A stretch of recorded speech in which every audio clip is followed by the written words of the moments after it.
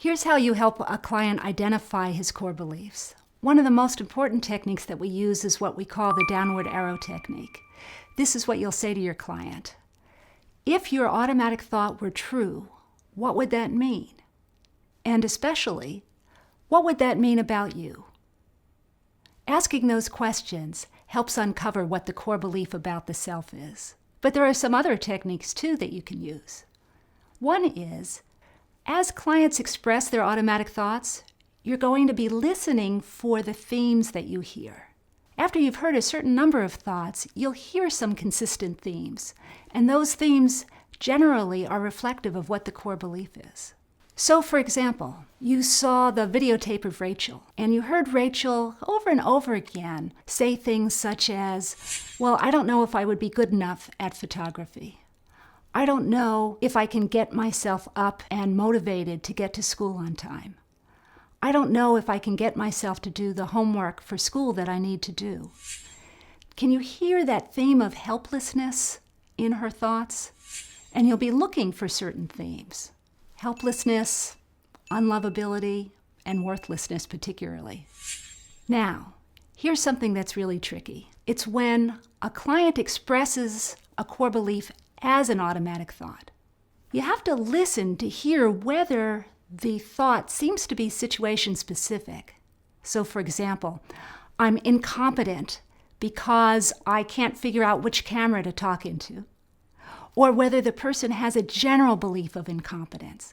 Not only am I incompetent in filming, but I'm also incompetent at getting my work done, at paying my bills, at getting my house organized, at finishing my work on time.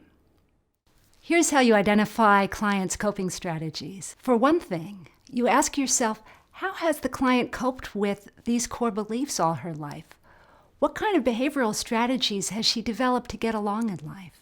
The second thing that you want to do is just to take a look at her behavior.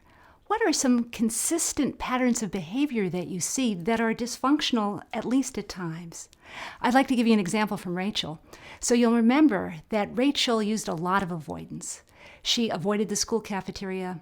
She avoided going to photography club. She avoided even doing some of her homework and getting to school on time. So coping strategy for Rachel, even though it was highly dysfunctional, was to avoid. Now I'd like to talk a little bit about assumptions and how we help clients identify what their important assumptions are. One of the things that we do is we take a look at their rules and their attitudes. So let me tell you about Rachel for a minute. In a later session, Rachel told me I shouldn't trust other people. And she also told me it's bad to trust people. Why does she have these ideas? Well, these ideas make sense once we understand what her underlying assumption is. And it really goes something like this. If I don't trust people, then I'm going to be okay. But if I do trust them, something bad will happen. In fact, in Rachel's mind, she thought, if I trust people, they'll end up hurting me. Makes sense then that she would have that assumption and engage in her coping strategy then of mistrust. Here's another strategy that you can use. Some assumptions are very situation specific. So for example, Rachel thought, if I tell people about my mother's mental illness, then they'll think really poorly of me. However, Rachel had the same kind of theme across other situations as well.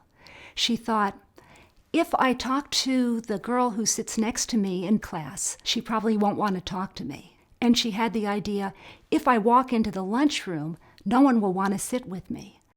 So those are situation-specific assumptions, but they lead to this broader assumption of, if I avoid people, if I don't really let them know who I am, then I'll be okay. But if I don't do that and I approach people, then they'll reject me. So again, it would make sense given that assumption that Rachel's going to avoid a number of social situations. Another technique that you can use is to provide part of the assumption. So one of the things that I said to Rachel was, Rachel, how would you fill in this blank? If I try something that could be hard for me, then blank.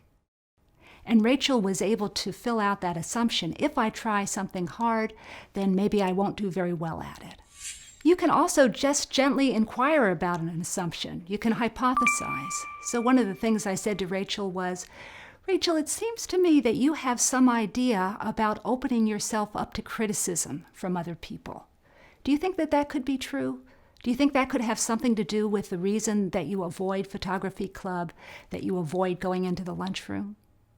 What do you think? Now I'd like you to do some self-reflection. I hope for most of your life you really have believed that you are reasonably competent, that you are reasonably worthwhile, and reasonably lovable. Maybe if you ever had the opposite of those ideas, it was during a time of a lot of stress. And I would hope that you didn't believe those things for very long. When our clients, though, are in psychological distress, these ideas are very strong. They're overgeneralized. They're very broad. Think about yourself. When have you ever had ideas of being helpless, unlovable, maybe worthless? How long did those periods last? How did you cope with those ideas?